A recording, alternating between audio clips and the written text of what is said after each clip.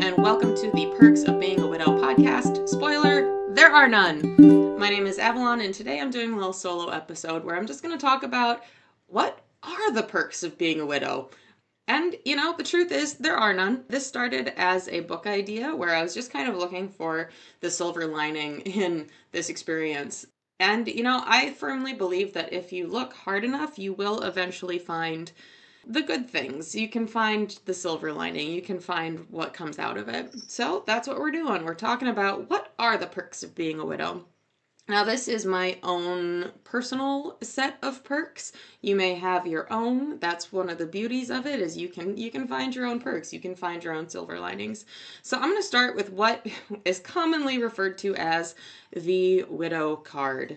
Now, I personally do not care too much for this term, especially because I feel like it is often used against us. It's something that you're generally accused of using rather than something that you're actually intentionally using. But, for the sake of this podcast, let's talk about it. Let's talk about the widow card. So the widow card is when you use your widowhood as a reason to get out of something or as a reason to get something. There's this idea of playing the widow card. Again, I don't care for this terminology. I don't think that's fair, but whatevs. So my favorite applications of the widow card is I now have a socially acceptable reason to hate Christmas. I've never particularly cared for Christmas. My parents separated when I was 8, so growing up it was always a reminder of my broken family. I don't care for the music. I don't care for the fact that it is fucking everywhere and you cannot escape it. And now I've got, widow trauma on top of it because my husband died at New Year's. And so my favorite application of a widow card is not having to celebrate Christmas because it's traumatic. Have I been accused of using the widow card? I don't think I actually have been accused of using the widow card, or at least not to my face, so I appreciate that. I did have an experience a couple years ago where I really didn't want to celebrate Christmas because, again, it's nothing I've particularly wanted to celebrate in the first place, and then on top of that, the trauma. And so I was not interested in celebrating Christmas. I was living close to home for much of the last 8 years. I haven't lived close to my family, but at this point in time, I was living close to my family. And I remember my stepmother said, Derek wouldn't want you to be sad forever. And I was like, that's not the point. First of all, he's dead. It doesn't really matter what he wants anymore. And I know it was coming from a loving place, and I know what she was trying to say, but the fact is, I don't like Christmas, and it's emotionally traumatic and triggering for me, and I would prefer to not. She didn't specifically accuse me of using the widow card specifically, but, there was this kind of undercurrent of you gotta get over it, you gotta get past it, which I don't love. I don't love the widow card, though I will say, so my other favorite application of the quote unquote widow card is lending it to somebody else. So, for example, a number of years ago, I was visiting my best friend in Vermont, and she had to work. And I was like, just get out of it, man. And she was like, well, I can't. And I was like, well, you could. You could just be like, my friend's in town. The widow. It's one of those things that it's so awkward. It's such an awkward thing to be around. And still, it's been 8 years and people will be like, I'm so sorry. I'm so sorry for your lessons. It's not your fault. You didn't kill him.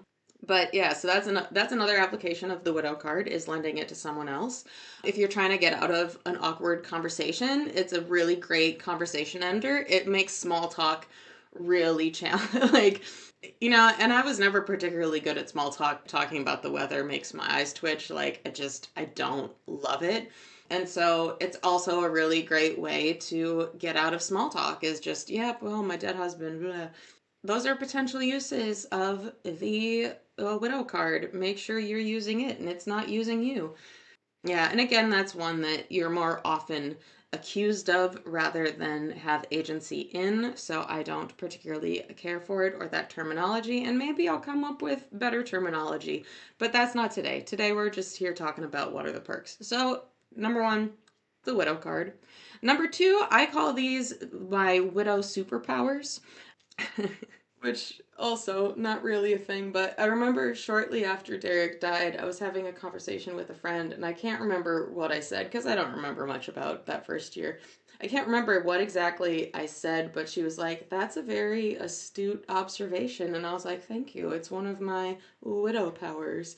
But I will say, like, having gone through this, like, it does definitely increase your empathy, your ability to put yourself in other people's shoes. It increases your understanding of other people's trauma. I do think it makes you more, I won't say trauma informed, but I think it does make you more trauma aware, which,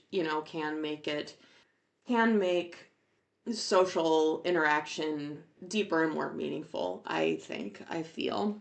I've also kind of become everybody's de facto grief counselor and just counselor in general. I remember that first year after Derek died, there was a bar across the street from our apartment that I went to a lot, to the point where, like, I knew all of the bartenders and they were like, and they all knew me, and they knew exactly, they knew my drink. They knew I would probably have my bottle of ashes with me.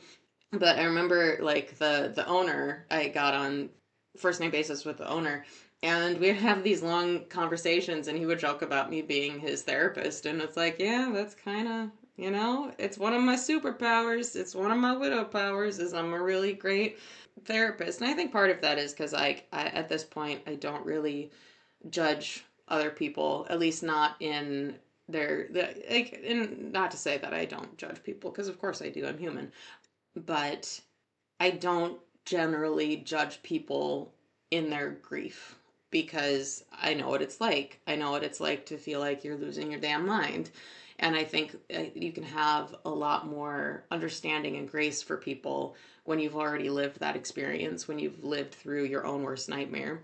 And that's another, I would call, widow superpower, is the awareness of our own resiliency. Like, that was literally my worst nightmare. I literally lived through my own worst nightmare, and I survived. I'm still here. I'm here 8 years later. I'm starting a podcast. Like, I'm living my life, and I'm living it well. And I know in the moment of everything happening, I wouldn't have believed that, but being here now, like, it's really proof of the resiliency of the human spirit. And I do think that that's another widow superpower. Another perk I like to call the dead husband scale. So, on a scale of 1 to dead husband, how bad is it? When you think of things in that perspective, on that scale, most things really aren't that important. Most things really aren't that big a deal. So, like, a couple weeks ago, I was working on audio for this podcast, and I realized that a lot of the edits that I had made didn't save, or I didn't hit save, or something happened, and I would have to do all of it over again. And, I think about where I was a decade ago and how that would have upset me, and I would have, like, it would have been like a whole thing. And now it's like, on a scale of 1 to dead husband, how bad is that? And I was like, it's a 2. It's really not that bad. If someone cuts you off in traffic, it's maybe a 2. Oh, speaking of widow superpowers, I think it's made me a better writer. It's made me a better artist. It's made me more in touch with my feelings and emotions. It sent me headlong into therapy, which I desperately needed and didn't realize that I needed. So that's nifty. So the dead husband scale, I would say 1 through 3 are the things that we would consider bummers. Like, it's not great, but you don't love it. 1, we have minor inconveniences and injuries. You're late for work, you stub a toe, you wave at someone and then realize that they're not who you thought you were, and you just waved at a stranger and it's awkward. That's a 1. For 2, we have, like, mild sunburn. Gen Z is mean to me on TikTok. I didn't get a part in the community theater production that I was excited about. Like, those, it's still a bummer, but whatever. 3, like, maybe, this can be like your order gets lost and your pizza gets there cold. That's a bummer. That might be a 4 for me. It's hard to tell. But, it's a bummer. But, like, on a scale of 1 to dead husband, does it really matter in the long run? Is it really that heavy? No, it's not. I would also put celebrity deaths under this, where it's like, I care about them in a very removed kind of way, and I'm sad to know that they won't be around anymore, but also Does it really impact my day on the daily? Not really. 4 and 6, I would term this real shit. So these are things that, are challenging to deal with, but we're not to trauma yet. So for really bad sunburn, Gen X is mean to me on Instagram, amicable breakups, expensive car issues, I got a bad haircut. They're rough, but we'll make it through somehow. Number 5, I wrote in caps, out of coffee. And yeah, that's real for me. Like that's a solid 5, I think, because I do love coffee and it makes me very sad when I don't have it. Rent's tight this month. All my plant babies died. Mucking through past traumas. Yeah, when past trauma comes up and you're like, I thought I dealt with that. And it's like, it's disconcerting and it's rough, but also it's still just a 5. Like, we're cool. 6, I have ill parents or loved ones, pet loss, getting friend dumped. I would consider that a 6, where it's like, again, this is real shit. It's rough, but it's still not like we're not quite to trauma yet. Though maybe I would recategorize that now. Anyway.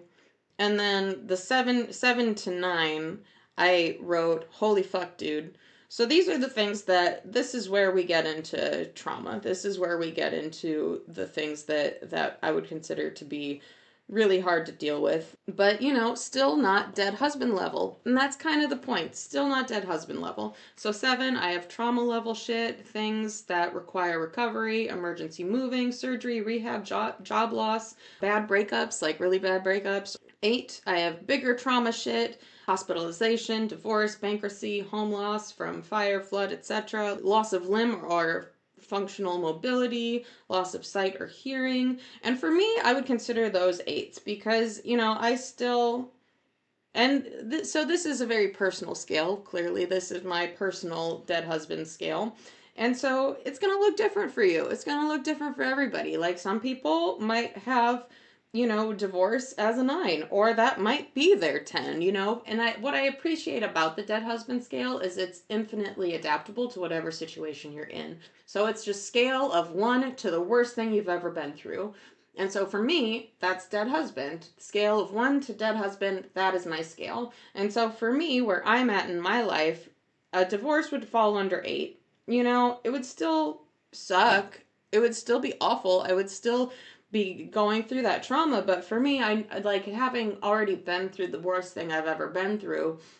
It doesn't feel as heavy to me. I mean, it still fucking sucks. It's still fucking heavy, but like, and this is again my own personal scale. Someone else might have that as a 9. Someone else might put that on par with dead husband.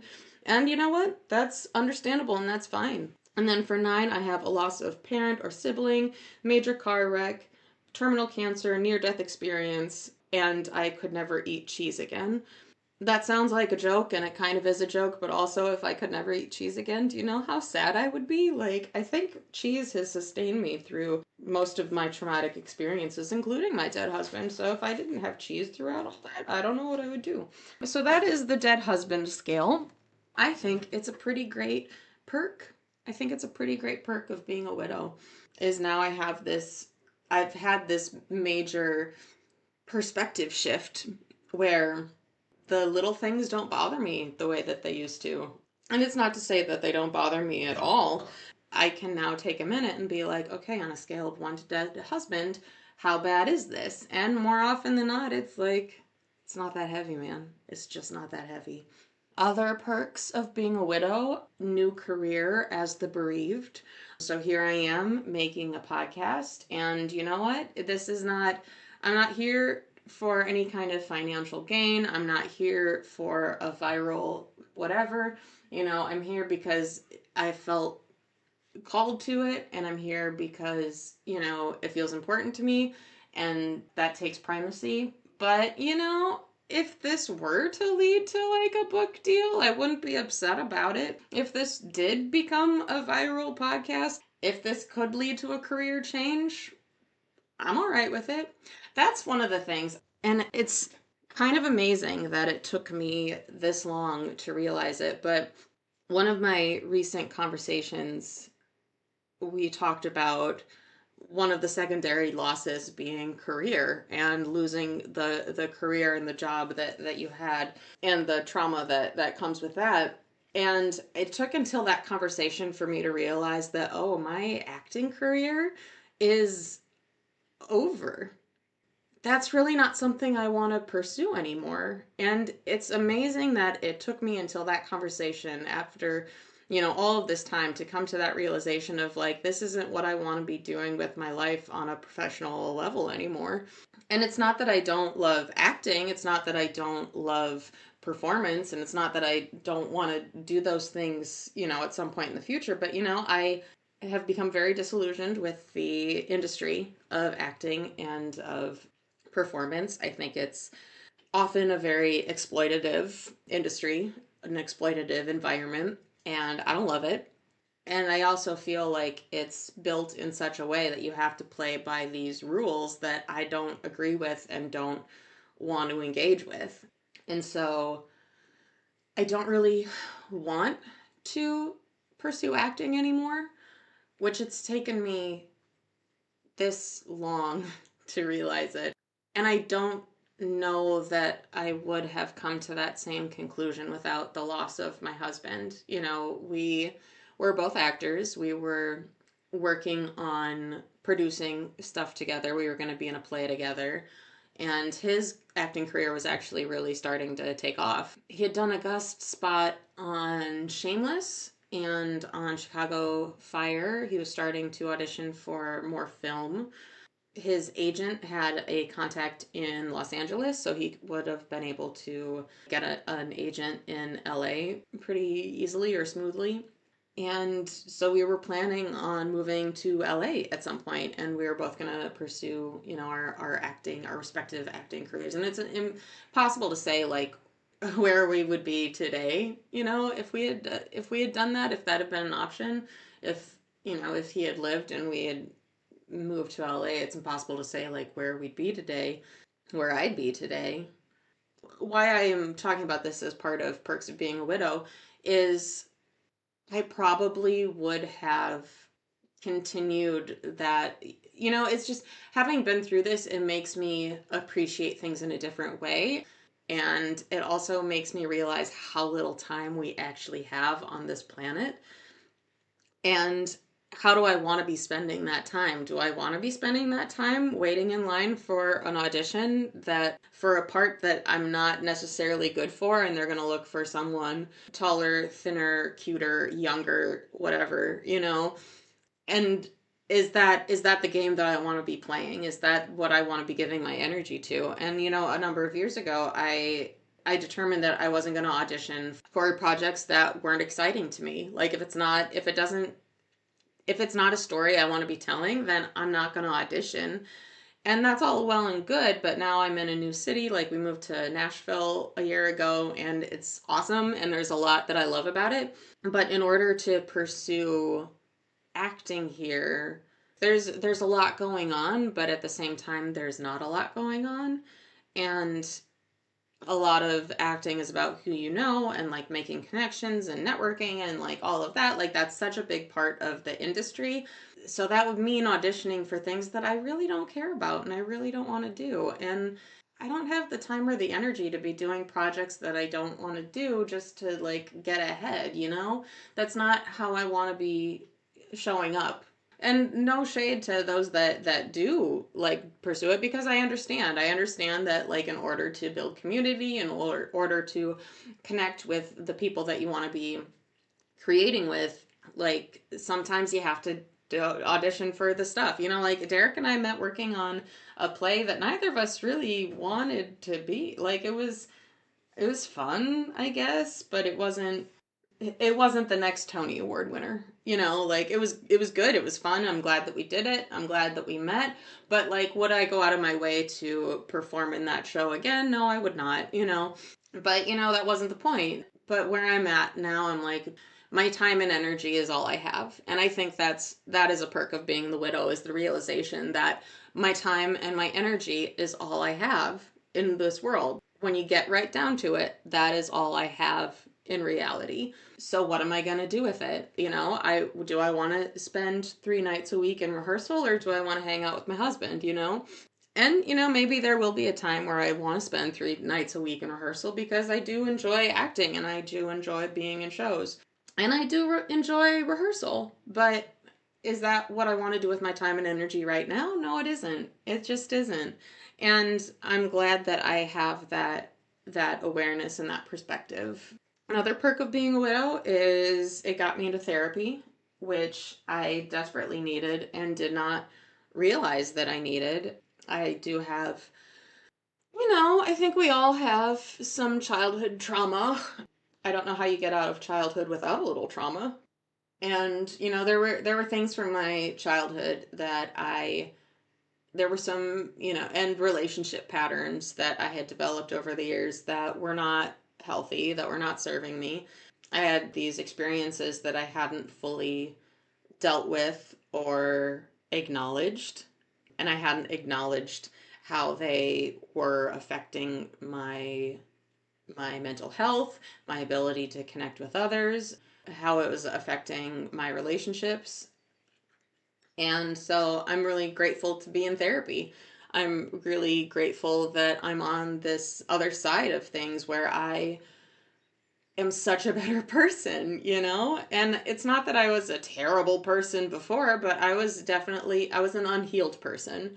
Not that I'm necessarily a healed person now. Like, I feel like that's another ongoing journey is healing, and not just from, loss. Like, sometimes the good things are traumatic too. Like, when I was in high school, it was between my freshman year and my sophomore year of high school. My parents bought a house on the other side of the river. So, like, we had been living in Iowa and we were moving to Wisconsin.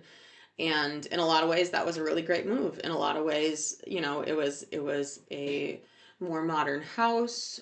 I know my dad and my stepmom, I know that was something that they really wanted, was a home together, because we had been living in this house that my dad and my mom had bought together and had like shared together. And so it was a nice clean slate for them, and I think that was important for them in their relationship, and I can see that now as an adult. But as a 14-year-old, 15-year-old, however old I was, all I knew was I was about to move into a house I didn't really like, and I would have to change school districts, and that, for a 15-year-old, sucks.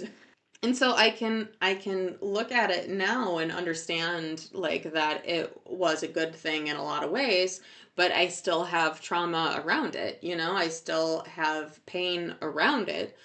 And I don't know if I would have viewed that as trauma if I had not gone through what I've gone through now, and like taken the step to get a therapist and actually start working on myself as a person.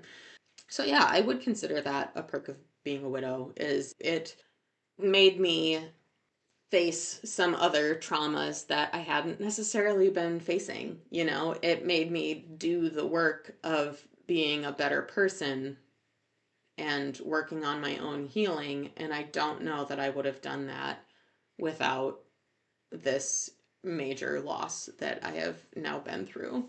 Okay, so chapter 2. In the widow support groups, I'm not gonna lie, in a lot of ways I'm a terrible widow, because I'm like, what does this mean? What does that mean? I'm not up on the lingo, and I'm okay with that. But anyway, the chapter 2 is the person that you meet and fall in love with and marry later in life. So like your second husband or your second wife or your second, partner, whatever. I don't love that as a phrase. I don't love the term chapter 2, because I feel like it means that Derek was chapter 1, and like he was so much more than that, right? Like, he's not a plot point. He's not a plot point. He's not backstory. He is my story. So I don't particularly care for that terminology of chapter 2, but the idea is, this is after you've lived this experience, then if you do move on to marry again or have another spouse or have, another partner or whatever, that relationship. And so it's a relationship born out of healing and grief and et cetera, et cetera. Now, while I don't love the terminology, I do think that there is something really beautiful about relationships that occur after you've gone through this kind of loss, after you've experienced this kind of grief, because it does show the power of the human heart, the power of love. So within my own experience, so I'm now remarried. It was a long journey for me just to determine or realize that I wanted to get married again, because like I never wanted to get married in the first place. Like I was like, no, I'm good. It's not for, I'm a child of divorce, and I didn't actually believe in marriage for a long time. And then I met Derek, and he came and changed everything on me. So it took me 5 years, more than 5 years after Derek passed, to even realize that I did want to get married again, that I did want partnership. And I was like, I wasn't certain if it would be marriage or if it would be, whatever. And I talked to my therapist about this, like, so much about what that would look like for me, because I'm also pretty independent and I'm pretty, like, protective of myself. I'm pretty protective of my space. I'm very selective about who I let into my life and into my energy and into my home. Like I'm very selective about those things, because this is important, because it's important to me, because my space is important to me. And so I'm very very selective about who will be in my space. And I remember having this conversation with my therapist about, like, well, maybe I won't have, maybe I won't like live with somebody, but like maybe like I'll have a tiny home and they'll be in the tiny home next to me, or maybe we'll both have campers and we'll be like cruising around the country together. And then I met Luke, who is my husband now. And I am grateful for everything I have been through, because it has made me a person who is able to love him in the way that he deserves. And I don't know that I've always been that person. I don't know that I was that person for Derek. I believe and I feel that I loved him in the way he deserved. And see, and this is why I don't care for that chapter 2 terminology, because it makes it sound like a couple years after Derek died. So this would have been, I want to say, like 2019. I was in the process of, I was moving home to take care of my grandmother, and I had a moment, a realization that I felt like I was finally growing into the person that Derek always knew I could be, you know? I was growing into, cuz when he looked at me, like, he thought I was amazing. And that was beautiful and wonderful, and it's awesome to be seen that way. And I think he saw my potential in a way that I couldn't see. And I had this realization that I was finally growing into the person that he always knew I could be. And I was so sad that he wasn't there to see it, It didn't feel fair that I was finally becoming the person that he deserved to be with, the person that he saw, and he wasn't there to see it and appreciate it and be with. My personal belief system, I do believe he's still around. He hangs around. He's got other stuff to do, so he's not here all that often. But I do think that he can see me now, and I want to believe that he'd be proud of me. But I am so grateful. I guess I'm grateful to have a second chance at marriage and at love, and to be able to love from a more healed, more aligned place. And it's not that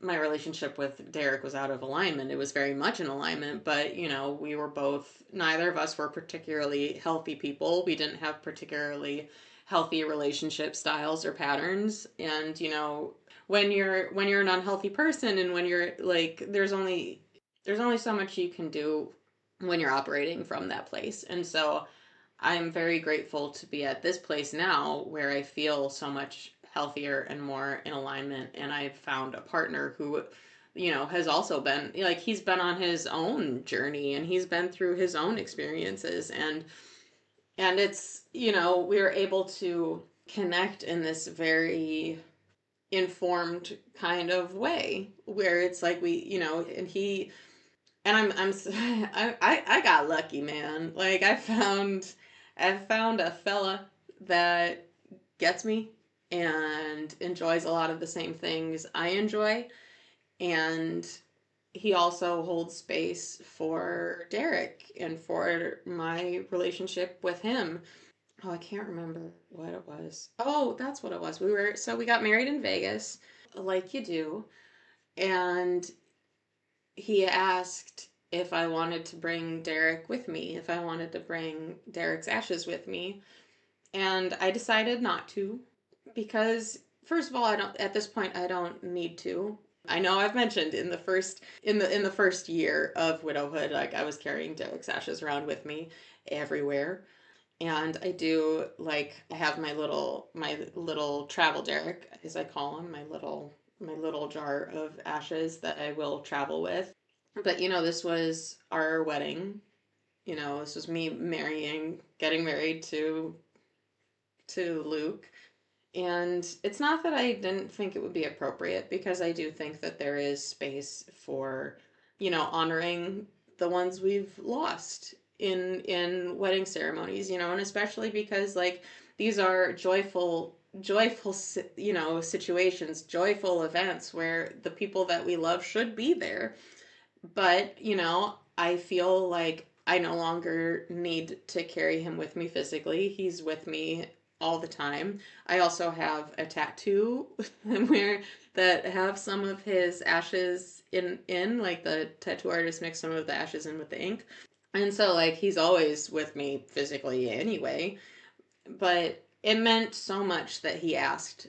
It meant so much that he was like, we can bring him with us, and he's held so much space for me and for Derek and for our relationship, and that has meant everything. That has meant everything. And I am so grateful to be where I'm at now, where I have found this love that I didn't know I was capable of, and when I met Derek, I didn't think I was capable of that kind of love then either. And so I'm grateful to have loved him and lived with him, and I'm grateful to have learned from the experience of losing him, and that now I am living a life that I had never dreamed possible. And I know I wouldn't be here without Derek and without losing him. So yeah, I would consider that a perk of being a widow is, what the phoenix, right? Like what who we can grow into out of this. So yeah, I would consider that a perk of being a widow. Well, I will say another perk is, I've always got a story to tell now.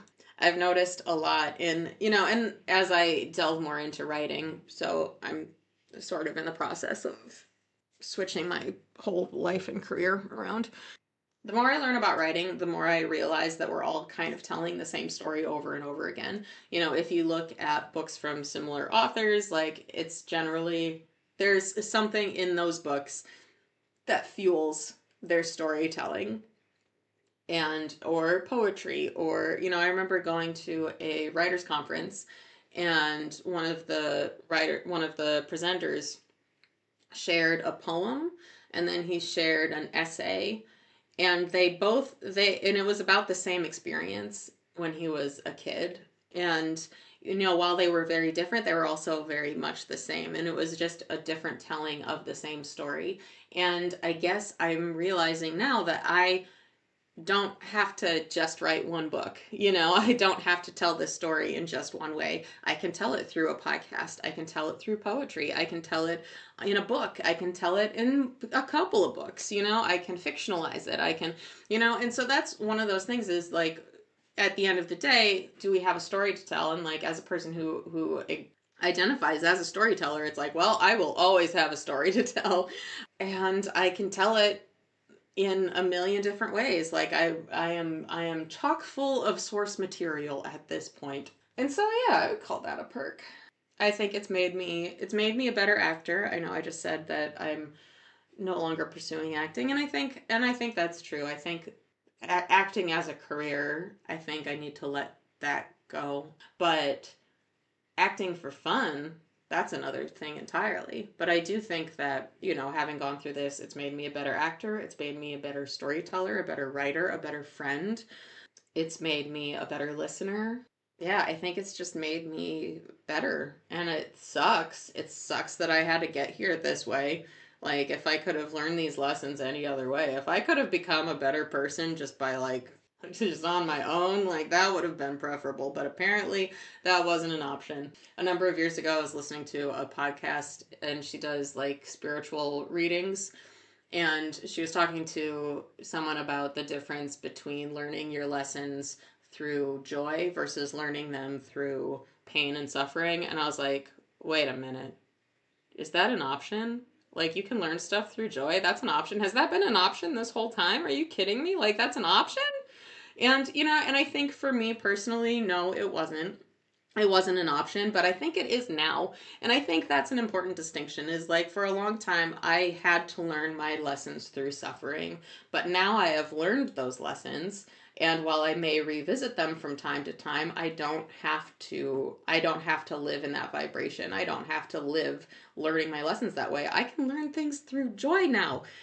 And that's a perk. That's a perk of being a widow, is now I'm at this place where I can learn things the fun way, the happy way. I don't have to learn all of my lessons through like misery and suffering. When Luke and I started dating, I had this moment pretty early on where I was like, I feel like something's missing, and I can't quite put my finger. It's like, it's not bad, but something's just missing here, and what is it? And then I realized, oh, suffering. I'm not suffering with this one. And that's honestly, that's a great sign in a relationship. So like, if you're dating someone and you're like, what's missing? Oh, I'm not miserable right now. Then good job. And that probably says more about me and my relationship style than anything else. But also, maybe I needed to go through all of those experiences to realize that I don't have to do it that way. I think I'm gonna close this out. I think those are the big perks. Let me look at my notes real quick and see if I wrote down anything about. See, we've got widowhood and small talk, widow brain and widow haze. Not really perks. We got my widow how to here. Let me take a look. Blue, blue, blue, blue, blue. Emotional amnesia. All the things you can do with ashes. Yeah, that's a fun thing. I don't know that this is a perk. This might be its own and this might be its own episode at some point, but you do learn that you can do a lot of things with human ashes. And I think it's strange to think of it as creative freedom. I don't know. But so Derek was cremated, got quite a bit of ashes apparently. So most of his ashes I have in a big whiskey bottle, like a really big one. We made 6 mini bottles, so they're like little, like almost like airline bottles. They're a little bigger. So there's 6 of those, and I have one. His best friend has one. Two of his best friends have one. The bar he worked at has one. Oh, actually, 3 of his best friends. So I have one. 3 of his close friends have one. His parents have one, and the bar that he worked at has one. So like that's the thing, is like, you don't have to keep all of his ashes in one spot. You don't have to spread them all at once. Like, I have spread his ashes in various places. Like when I travel, because like every year I travel for our anniversary, and I usually spread a little bit wherever I am, because I do think that, I think I liked to travel a little bit more than he did, but like he was the kind of person that he could go anywhere and talk to anybody. He was just a very engaging, sincere person, where it's like he could talk to anybody, he could make anybody laugh. He was amazing. But I think he would want to be with his friends. He would want to be, in all of these different places. But so like, that's the thing, is like, you don't have to. There's a weird kind of freedom that comes with. Okay, yeah. There's a weird kind of freedom that comes from living this experience. Like, I remember towards the end of 2016, when we were moving into the new year, And I was like, you know what? I would really love to give fewer fucks. Like I'm I'm a sensitive person and I care a lot and it gets me in trouble sometimes. And so I would just love to give fewer fucks. And then my husband died and then I had no fucks. I was all out of fucks. I was like, I don't like nothing means anything. And you know what? If I'm gonna drink whiskey at 10:30 in the morning, I'm gonna do that. That's fine. That's what we're gonna do, and it's fine. And so there is a certain amount of freedom that comes from this kind of loss where it just, and it's not necessarily a great freedom. Like you need to give some fucks, like there has to be a certain amount of fucks given. But where I was at, and it's another, it goes back to that idea of what am I giving my time and my energy to, and is that where I want to be putting my time and energy? And like honestly, if the answer is no, then fuck it. Like I'm not gonna do it. I'm not gonna go to the Christmas party. No, I'm not gonna do it. And so I would also maybe that goes under widow superpowers. I don't know. I'm just kind of talking now. I sort of wrote some things out and then I stopped. And now you're getting rambling, Avalon, so I hope that's cool. I hope you're all right with that. But anyway, my fuck it bucket was immediately overturned and I was completely out of fucks. And there is a kind of power in that. Like, and not to get into, the socio-political climate of the patriarchy and blah blah blah blah blah. But I do feel like as women, this has just been my experience and my perceived my perception of other people's experiences. Like as women, we're socialized to care, and we're socialized to care a little too much, I think. And there's a certain amount of expectation in bearing the emotional labor of everyone around you all the time. And there is something very liberating about not giving a fuck, you know? And it's another, like, I wish I could have gotten here in another way. Like, I wish I could have come to this fuck it conclusion in a way that didn't leave me a widow or that didn't result from me being a widow. But I'm also glad that I went through a period of just not giving a fuck.